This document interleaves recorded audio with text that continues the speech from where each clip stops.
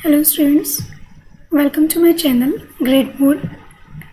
आज की वीडियो थोड़ा स्पेशल है क्योंकि आज की वीडियो में हम शुरू करने जा रहे हैं हिंदी की आपकी पाठ्य पुस्तक स्पर्श। अब हम जो पहले पढ़ रहे थे वो हम कर रहे थे कृतिका और क्षितिज, और अब हम शुरू कर रहे हैं स्पर्श और उसके साथ में हम शुरू करेंगे संचयन। तो स्पर्श और संचयन के लिए मेरे पास काफ़ी स्टूडेंट्स की रिक्वेस्ट आई कि मैम हमारे यहाँ पे तो स्पर्श और संचयन चल रही है, कृतिका और क्षितिज नहीं चल रही है, तो आप प्लीज़ इस पर भी वीडियोस बनाइए। तो कुछ स्टूडेंट्स हैं पर्टिकुलर स्कूल्स में ये बुक्स चल रही हैं, तो आप लोगों को ये देखना पड़ेगा कि आपके यहाँ पे कौन सी बुक चल रही है और उसी बुक के अकॉर्डिंग आप मेरी वीडियोस को फॉलो कीजिए। पर मैं आप लोगों के लिए 10th क्लास का पूरा ही सिलेबस कवर करूँगी, फिर वो चाहे कृतिका हो, क्षितिज हो, या व्याकरण हो, या स्पर्श हो, या संचयन हो। जो लोग क्षितिज और कृतिका पढ़ रहे हैं उनके लिए व्याकरण अलग से है, और जो लोग स्पर्श पढ़ रहे हैं, संचयन पढ़ रहे हैं, उनके लिए व्याकरण स्पर्श में इंक्लूड है। मतलब हर चैप्टर में ही उनको चैप्टर से रिलेटेड व्याकरण उसमें इंक्लूड की गई है। जो बच्चे इस वीडियो को देख रहे हैं, आई एम श्योर कुछ स्टूडेंट्स ऐसे होंगे जो पहली बार मेरी वीडियो को देख रहे होंगे, तो उनके लिए मैं यहाँ पे बताना चाहूँगी कि वाई हिंदी। कि अब कुछ बच्चे सोचते हैं कि हम अभी से हिंदी क्यों पढ़ें, अरे हिंदी तो बढ़िया है, इजी सी लैंग्वेज है, लास्ट में पढ़ेंगे जब एग्ज़ाम आएगा, ऐसे सोचते हैं ना आप लोग। पर देखिए, मैं आपको बताना चाहूँगी कि हिंदी आपकी इक्वली इम्पॉर्टेंट लैंग्वेज है, इवन मार्क्स के पॉइंट ऑफ व्यू से भी। आपके यहाँ जो भी सब्जेक्ट्स हैं, क्या ऐसा है कि लाइक मैथ्स 100 नंबर का है और हिंदी 50 मार्क्स का है? ऐसा तो नहीं है ना। हिंदी भी 100 मार्क्स का है, हिंदी भी इक्वल मार्क्स का सब्जेक्ट है जितने बाकी मार्क्स के सब्जेक्ट हैं। तो आप लोग हिंदी को इतना लाइटली ले लेते हो, जबकि इसके अपोजिट अगर आप हिंदी को स्टार्टिंग से थोड़ा सा मेहनत करके, थोड़ा सा, जस्ट थोड़ा सा, बहुत ज़्यादा मेहनत की तो रिक्वायरमेंट नहीं है हिंदी, क्योंकि आप सभी की मातृभाषा है, मदर टंग रही है हिंदी, तो कुछ तो आपको पहले से आता ही है, शुरू से भी पढ़ते आए हैं। थोड़ी सी अगर आप इसमें एक्स्ट्रा मेहनत करेंगे तो इसमें आप बहुत अच्छे मार्क्स स्कोर कर सकते हैं। मैंने जनरली जो स्टूडेंट्स में पैटर्न देखा है, क्या होता है कि बच्चे जब लास्ट में पढ़ते हैं हिंदी को, 2-4 दिन पहले पढ़ना शुरू करते हैं, तो क्या होता है कि समहाउ उनके 62, 70, 75 मार्क्स आ जाते हैं। पर जो बच्चे स्टार्टिंग से एक अच्छा बैकग्राउंड बना के चलते हैं हिंदी में, उसको थोड़ा थोड़ा सही उसको पढ़ते हैं, तो उन बच्चों के मार्क्स 90 क्रॉस करते हैं हिंदी में। अब आप समझिए आपकी ओवरऑल परसेंटेज में कितना फ़र्क पड़ेगा अगर आपके मार्क्स 60 to 75 की जगह 90 प्लस आ रहे हैं, तो पड़ेगा ना। और मेहनत कितनी करनी पड़ी आपको? मेहनत तो बहुत थोड़ी सी करनी पड़ी है। तो मेरा सजेशन ये है कि आप हिंदी को भी बाकी सब्जेक्ट की तरह सीरियसली स्टार्टिंग से पढ़ के चलिए। अब इस वीडियो को शुरू करने से पहले, चैप्टर को शुरू करने से पहले मैं आपको बता देती हूँ कि आपको किस तरीके से मेरे साथ में वीडियो को देखना है, किस तरीके से चैप्टर को पढ़ना है। अब तक मैं समझती हूँ कि आप में से ऑलमोस्ट सभी बच्चों के पास बुक आ गई होगी। जिन बच्चों के पास बुक नहीं आई है वो बच्चे अभी भी NCERT की वेबसाइट से बुक डाउनलोड कर लें, और उसका लिंक मैं नीचे डिस्क्रिप्शन बॉक्स में दे रही हूँ, वहाँ पे क्लिक करके आप अपनी बुक डाउनलोड कर सकते हैं, स्पर्श और संचयन दोनों ही। तो आप लोगों को क्या करना है, जैसे जैसे मैं चैप्टर पढ़ रहा हूँ उसमें जो भी आपके डिफ़िकल्ट वर्ड्स आ रहे हैं उनको आपका मीनिंग के साथ नोट डाउन करना है, ताकि जब आप उस चैप्टर को दोबारा पढ़ें, उसको रिवाइज़ करें अपने एग्ज़ाम्स के लिए या अपने मंथली एग्ज़ाम्स के लिए, तो आपको उस चैप्टर को समझने में आसानी हो। ठीक, तो इस चैप्टर को शुरू करने से पहले मैं आपको इसके जो लेखक हैं, राइटर हैं, उनके बारे में थोड़ा सा बताऊंगी, उसके बाद में चैप्टर के बारे में बताऊंगी, और फिर हम चैप्टर को डिटेल में एक्सप्लेन करते हुए पढ़ेंगे। जो आपकी बुक है ये स्पर्श, इसमें पद और गद दोनों का ही समावेश है।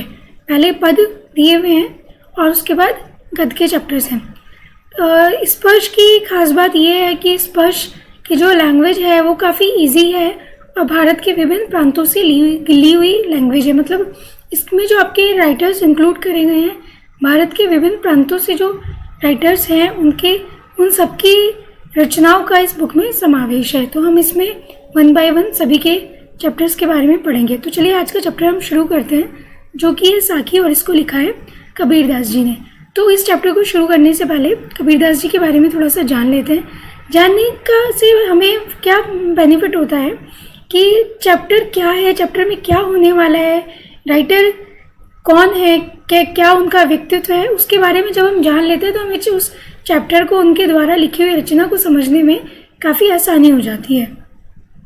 तो कबीरदास जी का जन्म 1398 में हुआ था काशी में, और इनकी जो मृत्यु हुई थी वो 1518 में हुई थी मगध में। काशी भी उत्तर प्रदेश में आता है, मगध भी उत्तर प्रदेश में आता है। इनका जन्म काशी में हुआ और ये ताम उम्र अपनी पूरी ज़िंदगी काशी में ही रहे, पर इनकी मृत्यु मगध में हुई। उसके बारे में एक बहुत इंटरेस्टिंग सी स्टोरी है, छोटी सी स्टोरी है, वो मैं आपको सुनाना चाहूँगी। यहाँ पे एक मान्यता है हिंदू धर्म में कि जिसकी भी मृत्यु काशी में होती है उसको मोक्ष प्राप्त होता है। ये मान्यता तब भी थी और ये मान्यता आज भी है।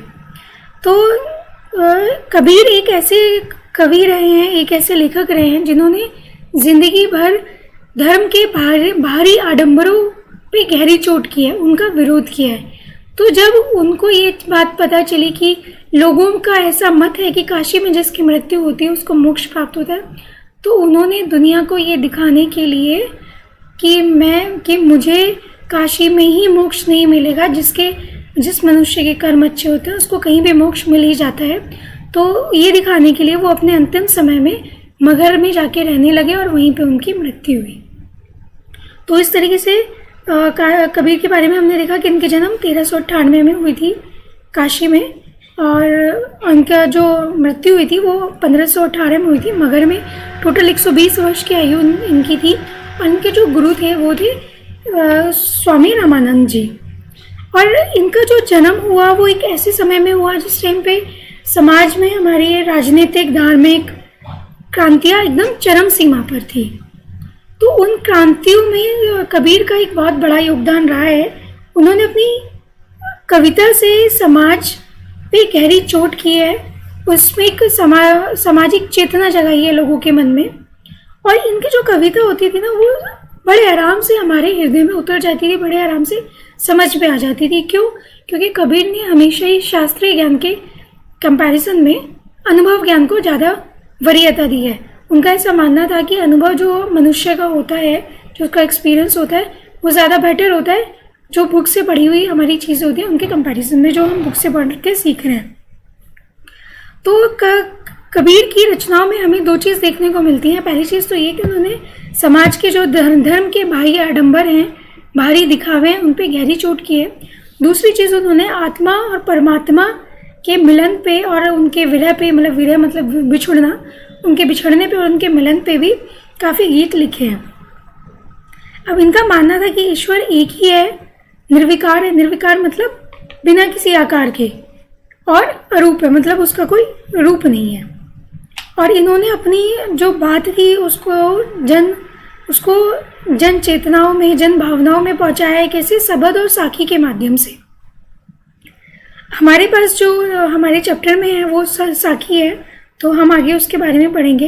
अच्छा, अगर हम कबीर की लैंग्वेज के बारे में बात करें तो इन्होंने जगह जगह घूम के, भारत के विभिन्न हिस्सों में घूम के और अनुभव प्राप्त किया है, और उसी अनुभव को इन्होंने अपनी रचनाओं में लिखा है। इसलिए इनकी रचनाओं में हमें बहुत सारी लैंग्वेज देखने को मिलती है, जैसे अवधी, राजस्थानी, भोजपुरी, पंजाबी, इन सभी के हमें यहाँ पे शब्द देखने को मिलेंगे। इसलिए इनकी लैंग्वेज को पंचमेल खिचड़ी भी बोलते हैं। पंचमेल खिचड़ी मतलब जिसमें कई सारी चीज़ों का समावेश हो, अलग अलग चीज़ों को मिला जुला के एक नई चीज़ निकल के आ रही है। और क्योंकि ये साधु थे तो इनकी लैंग्वेज को साधु ककड़ी भी बोलते हैं। ठीक, तो ये था हमारा कबीर के बारे में एक छोटा सा इंट्रोडक्शन। आगे हम बात करते हैं साखी के बारे में। चैप्टर का नाम है साखी। साखी जो शब्द है वो साक्षी वर्ड से लिया गया है। साक्षी शब्द का तद्भव रूप है। साक्षी का मतलब होता है साक्ष्य, मतलब किसी चीज़ का प्रत्यक्ष ज्ञान। प्रत्यक्ष ज्ञान कैसा ज्ञान? जो एक गुरु अपने शिष्य को देता है। और ये जो ज्ञान होता है ये जितना ज़्यादा प्रभावशाली होता है उतना ही अधिक समय तक याद भी रहता है। अब साक्ष्य का क्यों यहाँ पे ज़रूरत पड़ती है साक्ष्य देने की? जब कोई, देखिए मैं एक बहुत सिंपल सी चीज़ बताती हूँ मैं, जब कोई टीचर किसी स्टूडेंट को कोई बात समझा रहा होता है, अगर आपको एक एग्जाम्पल दे के समझाए तो आपको वो बात ज़्यादा अच्छे से समझ में आएगी ना, और आपको वो चीज़ ज़्यादा देर तक याद भी रहेगी। तो वही चीज़ इन्होंने अपनी रचनाओं में भी की है। साखी में हमारी जो जनरल लाइफ की चीज़ें हैं, जो हम सामान्य जीवन में चीज़ें देखते हैं, उन चीज़ों को इन्होंने आत्मा परमात्मा से जोड़कर अपनी साखी का निर्माण किया है। अगर हम व्याकरण के पॉइंट ऑफ व्यू से देखें तो साखी जो है ये अर्ध सममात्रिक छंद होता है। अर्ध सममात्रिक छंद, अर्ध मतलब आधा, सम मतलब बराबर, मात्रिक मतलब जिसमें मात्राएं होती हैं, और छंद व्याकरण का एक इसमें प्रकार है। तो छंद में दोहा, सोठा और भैरवे आते हैं। साखी जो है ये दोहा होता है, इसलिए आपने कभी सुना भी होगा कबीर के दोहे। तो ये दोहे की ही एक तरीका है। छंद दो प्रकार के होते हैं, अर्ध सममात्रिक और सममात्रिक।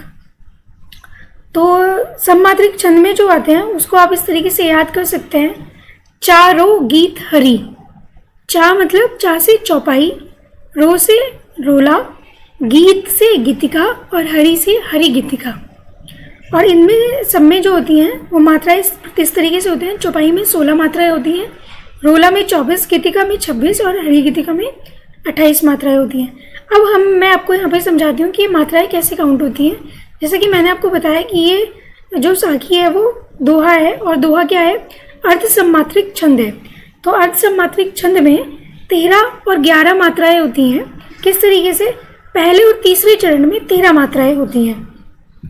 जैसे ये इस दोहे का ये पहला चरण है, सॉरी ये ऐसी वाणी बोलिए, यहाँ कॉमा लगाए, ये पहला चरण है। मन का आपा खोए दूसरा चरण, अपना तन शीतल करे तीसरा चरण, और औरन को सुख होए ये चौथा चरण। इस प्रकार से हमारा ये जो दोहा है वो 4 चरणों में बटा हुआ है। तो देखिए इसमें मात्राएं को हम काउंट करते हैं, किस तरीके से काउंट करते हैं। जैसे मैंने आपको बताया ये हमारा ये पहला चरण, तो पहले और तीसरे चरण में होती हैं हमारे पास 13 मात्राएं, जबकि दूसरे और चौथे चरण में हमारे पास होती हैं 11 मात्राएं, और मिला के कितनी हो गई, 13 + 11 = 24। तो इसमें होती है हमारी एक लाइन में 24 मात्राएं। मात्राएं काउंट करना सिखा देती हूँ मैं आपको। जो भी बड़ी मात्रा होती है वो 2 काउंट होती है, और जो छोटी मात्रा होती है वो 1 काउंट होती है।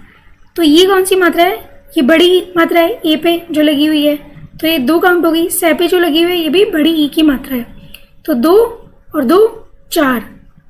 ये कौन सी, ये भी आगे मात्रा है, तो ये भी 2 में काउंट होगी, ये भी 2 में काउंट होगी।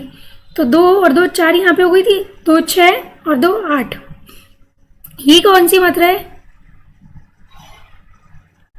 बड़ी मात्रा है, ये छोटी मात्रा है, और ये भी बड़ी मात्रा है।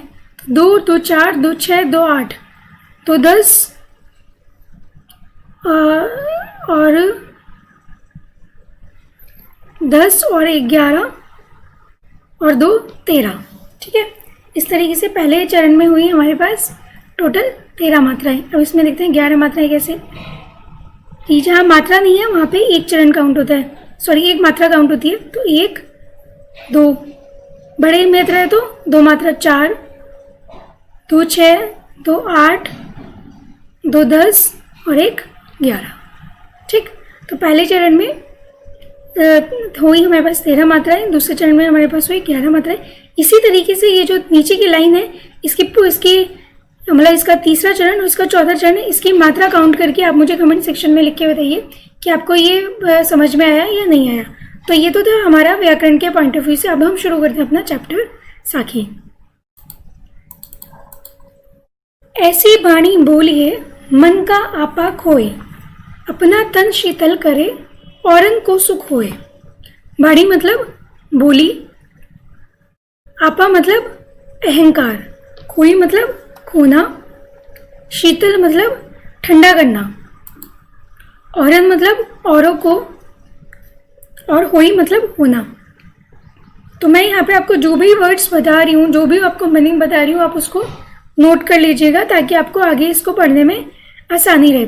तो यहाँ पे कबीरदास जी कहते हैं कि हमें ऐसी वाणी बोलनी चाहिए, कैसी मन का आपा खोए, जो हमारे मन के अहंकार को खो दे। मतलब हमें अपने मन के अहंकार को खोकर, अपने मन के अहंकार को त्याग कर ऐसी वाणी बोलनी चाहिए, ऐसी भाषा बोलनी चाहिए जिससे हमारा अपना तन मन भी शीतल रहे, मतलब स्वस्थ रहे, और जो उसे सुने औरन को, दूसरों को भी उससे सुख प्राप्त हो। अर्थात कबीरदास जी यहाँ पे कह रहे हैं कि हमें अपने मन के अहंकार को खोकर ऐसी भाषा बोलनी चाहिए, ऐसी वाणी बोलनी चाहिए जो हमारे अपने तन को शीतल करे, और दूसरों को, जो उसे सुन रहे हैं, उनको भी उससे सुख प्राप्त हो, किसी तरह का कोई कष्ट ना प्राप्त हो। बहुत छोटे छोटे दोहे हैं इसमें, सिर्फ 8 दोहे हैं, तो समझने में भी बड़ा आसानी रहेगी आपको। कस्तूरी कुंडली बसे मृग ढूंढे बन माही, ऐसी घटी घटी राम है दुनिया देखे नाही। कस्तूरी एक तरीके का हिरण होता है, कस्तूरी हिरण बोलते हैं, और कुंडली मतलब नाभि, मृग हिरण, ढूंढे मतलब ढूंढ रहा है, बन मतलब वन में, वन, और माही मतलब में, घटी घटी मतलब कण कण में, और राम मतलब राम अर्थात ईश्वर। तो कस्तूरी जो हिरण होता है उसकी खासियत ये होती है कि उसकी नाभि में एक विशेष तरह की खुशबू होती है और वो उसे ढूंढता फिरता है। तो कबीरदास जी कह रहे हैं कि जिस तरीके से कस्तूरी हिरण जंगल में, वन में खुशबू को ढूंढता फिरता है, जबकि वो इस बात से अज्ञानी होता है, उसे इस बात का पता नहीं होता कि जो खुशबू है वो खुद उसकी कुंडली में बसती है, खुद उसकी नाभि में बसती है। उसी तरीके से इस संसार के लोग हैं जो राम को, मतलब ईश्वर को, कैसे ईश्वर को जो घटी घटी बसते हैं, जो कण कण में बसते हैं, उनको तो देख नहीं पाते हैं, जो ईश्वर कण कण में विद्यमान है उनको नहीं समझ पाते हैं, और दुनिया देखे नहीं, और उनको दुनिया में देखते फिरते हैं। कौन सी दुनिया में? देवालयों में, तीर्थों में ढूंढते फिरते हैं। तो कबीर जी यहाँ पे कह रहे हैं कि जिस प्रकार से कस्तूरी हिरण, जिसकी नाभि में, जिसकी कुंडली में, नाभि में खुशबू बसी होती है, और वो फिर भी उसे वन वन ढूंढता फिरता है, उसी प्रकार से मनुष्य भी इस बात से बेखबर होकर देवालयों और तीर्थों में, दुनिया में ईश्वर को ढूंढता फिरता है। किस ईश्वर को? जो खुद ही कण कण में विद्यमान है। अगर ईश्वर को ढूंढना है तो अपने मन में ढूंढो। जब मैं था तब हरि नहीं, अब हरि है मैं नाही, सब अंधियारा मिट गया जब दीपक देखिया माही। हरि मतलब ईश्वर, और मैं मतलब अहंकार, अंधियारा मतलब अंधकार। तो कबीर जी यहाँ पे कह रहे हैं कि जब मैं था तब हरि नहीं थे, मतलब जब मेरे मन में अहंकार था तब ईश्वर नहीं थे, और अब जब ईश्वर हैं तो मैं नहीं हूँ। मतलब अब जब ईश्वर है तो मेरे मन का सारा अंधकार मिट चुका है। कैसे? सब अंधियारा मिट गया जब दीपक देखिया माई, कि जब मैंने अपने अंदर के दीपक का दर्शन किया, मतलब अपने अंदर के परमेश्वर रूपी दीपक का दर्शन किया, तो मेरे मन का सारा अज्ञान रूपी अहंकार मिट गया।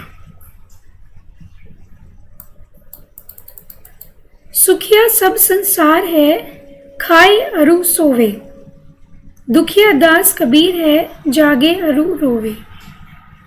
अरु का मतलब होता है अज्ञान रूपी अंधकार। सुखिया मतलब सुख, सुखी, दुखिया मतलब दुखी, रोवे मतलब जो रोता है, रो रहे हैं। तो यहाँ पे कबीर जी कह रहे हैं कि संसार के जो लोग हैं वो सब सुखी हैं। क्यों? क्योंकि वो सब लोग अज्ञानी हैं। अरु माने अंधकार, उन्हें पता ही नहीं है कि वो अपनी मृत्यु आदि से भी अनजान होकर सो रहे हैं, और क्योंकि वो अनजान हैं इसलिए वो सुखी हैं। जबकि इसके विपरीत उनको देखकर कबीरदास जी दुखी हैं। दुखिया दास कबीर है, जागे अरु रोए, वे तो हमेशा जागते रहते हैं। क्यों? क्योंकि वो हमेशा अपने अंदर के अंधकार को मिटाने की कोशिश करते हैं। हमेशा अंधकार कैसे मिटेगा? जब वो प्रभु को पालेंगे। तो मतलब इसका ये है कि कबीर जी कहते हैं कि संसार के लोग अज्ञान रूपी अंधकार में डूबे हैं और अपनी मृत्यु आदि से भी अनजान होकर सो रहे हैं, जबकि इसके विपरीत ये सब देखकर कबीरदास जी दुखी हैं और वो रो रहे हैं। वे प्रभु को पाने की आशा में हमेशा चिंता से जागते रहते हैं। मैंने जैसे शुरू में बताया था कि कबीरदास जी ने समाज के धर्म के जो बाहरी आडंबर थे उन पे गहरी चोट की है और परमात्मा और आत्मा के मिलन पे उन्होंने काफ़ी गीत लिखे हैं। तो इस साखी में हमें वही सब देखने को मिलेगा। संसार के जो चीज़ें हैं उनका उदाहरण देते हुए कबीर ने आत्मा और परमात्मा के मिलन के बाद यहाँ पे कही है। बिरह भुवंगम तन बसे मंत्र न लागे कोय, राम वियोगी ना जीवे जीवे तो बोरा होए। बिरह मतलब बिछुड़ना, भुवंगम मतलब सांप, वियोगी मतलब जिसको कोई वियोग हो जाए, मतलब जिसको ये किसी से बिछड़ने का वियोग हो जाए, और बोरा मतलब पागल। तो कबीर जी यहाँ पे कह रहे हैं कि बिरह भुवंगम तन बसे, जिस मनुष्य के मन में अपनों से बिछड़ने की बात आ जाती है, मतलब अपनों से बिछड़ने का गम आ जाता है, और अपनों से बिछड़ने के गम को उन्होंने यहाँ पे सांप से तुलना की है और कह रहे हैं कि जब मनुष्य के मन में अपनों से बिछड़ने का गम सांप बनकर लौटने लगता है, उसके तन पर लौटने लगता है, तब उस पर कोई मंत्र असर नहीं करता, ना कोई दवाई असर करती है। ठीक उसी प्रकार जिसको ईश्वर से बिछड़ने का गम हो जाता है, राम वियोगी, जो राम के अर्थात ईश्वर के वियोग में मनुष्य जीवित नहीं रहता, राम वियोगी ना जीवे, ईश्वर के वियोग में मनुष्य नहीं जीता, और अगर जीता है तो पागल जैसी उसकी स्थिति हो जाती है। मतलब कबीरदास जी कहते हैं कि मनुष्य के मन में अपनों से बिछोड़ने का गम सांप बनकर लौटने लगता है, तो उसके ऊपर कोई मंत्र कोई दवा असर नहीं करती। उसी प्रकार से जिसके मन में राम या ईश्वर के वियोग में मनुष्य जीवित नहीं रहता है, और अगर वह जीवित रहता है तो वह पागल हो जाता है, उसकी स्थिति पागलों जैसी हो जाती है। निंदक नेड़ा राखिए आंगणी कुटी बधाए, बिन सावन पानी बिना निर्मल करे सुभाए। निंदक मतलब निंदा करने वाला, नेड़ा मतलब पास में, राखिए मतलब रखिए, आंगणी मतलब आंगन, कुटी मतलब कुटिया, बधाए मतलब बना देना, साबण मतलब साबुन, पानी मतलब पानी, निर्मल मतलब निर्मल स्वच्छ हो जाना, सुभाए मतलब स्वभाव। तो कबीरदास जी यहाँ पे कह रहे हैं कि जो व्यक्ति निंदा करते हैं उनको हमेशा अपने पास रखिए, और हो सके तो उनकी कुटिया को अपने आंगन में ही बना दीजिए, आंगनी कुटी बनाए। क्यों? क्योंकि जो लोग निंदा करते हैं उससे हमें फ़ायदा ही होता है, दूसरों की निंदा करने से हमें फ़ायदा होता है। कैसे फ़ायदा होता है? जब कोई हमारी निंदा करता है तो हम उसे एक अच्छे सेंस में लेके, एक पॉजिटिव सेंस में लेके अपने आप में सुधार करते हैं। इसलिए जो निंदक लोग हैं उन्हें हमेशा अपने निकट ही रखना चाहिए, हो सके तो अपने आंगन में उनकी कुटिया बना देनी चाहिए ताकि हम अपनी गलतियों को सुधार सकें। बिना साबुन पानी के, क्यों? क्योंकि बिना साबुन और बिना पानी के ही भी वो हमारे स्वभाव को निर्मल बना देते हैं। मतलब हमें अपनी स्वभाव को निर्मल बनाने के लिए साबुन और पानी को खर्च करने की भी आवश्यकता नहीं पड़ती। इसलिए निंदकों को हमेशा अपने पास ही रखिए। पोथी पढ़ी पढ़ी जग मुआ, पंडित भयानक होए, एक अशीर पीव का पढ़े सुपंडित होए। पोथी मतलब पुस्तक, मुआ मतलब मर गया, पंडित मतलब पंडित ज्ञानी, अशीर मतलब अक्षर, पीव मतलब प्रिय। तो कबीरदास जी यहाँ पे कह रहे हैं कि ऐसे न जाने कितने लोग हुए हैं जो पोथी पढ़ पढ़ के, पुस्तकें पढ़ पढ़ के इस जग में हुए और मर गए, पर उनमें से कोई भी पंडित नहीं हो सका, मतलब ज्ञानी नहीं हो सका। अगर एक अक्षर भी उन्होंने पीव का पढ़ लिया, मतलब प्रिया का पढ़ लिया, तो वो व्यक्ति भी पंडित हो जाएगा। एक ही अक्षर पीव का पढ़े सुपंडित हुए। जिसने एक अक्षर भी पीव का पढ़ लिया, प्रिया का पढ़ लिया, अर्थात ईश्वर का पढ़ लिया, वो एक अक्षर पढ़कर भी ज्ञानी हो जाएगा, उसे ही वास्तविक ज्ञान हो जाएगा। हम घर जालिया आपना, लिया मुराड़ा हाथी। अब घर जालो तास का जे चले हमारे साथी। जालिया मतलब जला दिया, अपना मतलब अपना, मुराड़ा मतलब जलती हुई लकड़ी या मशाल, हाथी मतलब हाथ में। जालो मतलब जलाना है, तास का मतलब उसका, साथी मतलब साथ चलने वाला साथी। कबीरदास जी कह रहे हैं कि उन्होंने खुद अपने हाथों से अपना घर जला लिया। हम घर जालिया अपना। कौन सा घर जला लिया उन्होंने अपना मोह माया रूपी घर को जलाकर ज्ञान प्राप्त कर लिया। यहाँ पे घर जलाने से तात्पर्य है कि मोह माया रूपी घर को उन्होंने जला लिया और लिया मुराड़ा हाथी। और अब उन्होंने अपने हाथ में मशाल ले रखी है, जलती हुई लकड़ी ले रखी है। किस लिए ले रखी है? अब घर जालो तास का, क्योंकि अब वो उसका घर जलाएंगे। अब वो उसके मन के मोह रूपी अंधकार को हटाएंगे। जो चले हमारे साथी, जो उनके साथ चलना चाहेगा था, जो वे उसको भी मोह माया से मुक्त कर देंगे, जो उनसे ज्ञान प्राप्त करना चाहेगा। ठीक, तो यहाँ पे हमारा ये चैप्टर ख़त्म होता है साखी। और आई होप आपको समझ में आया होगा। अगर कोई चीज़ आपको समझ में नहीं आई है तो प्लीज़ मुझे कमेंट करके ज़रूर बताइएगा और मैं आपके क्वेश्चंस का आंसर ज़रूर दूंगी। नीचे इसमें दिया गया है प्रश्न अभ्यास, तो आप एक बार इसको करके देखिए। आप एक बार इसको करेंगे तो आपको चैप्टर और अच्छे से क्लियर हो जाएगा और आपको पता चल जाएगा कि कौन सी चीज़ आपको समझ में आ गई है और कौन सी चीज़ आपको समझ में नहीं आई है। ठीक है, तो इस चीज़ को आप यहाँ पे कीजिए और मेरे वीडियो को अपने फ्रेंड्स के साथ और अपने क्लासमेट्स के साथ शेयर कीजिए। मेरे चैनल को लाइक और सब्सक्राइब करना मत भूलिएगा। Thank you so much.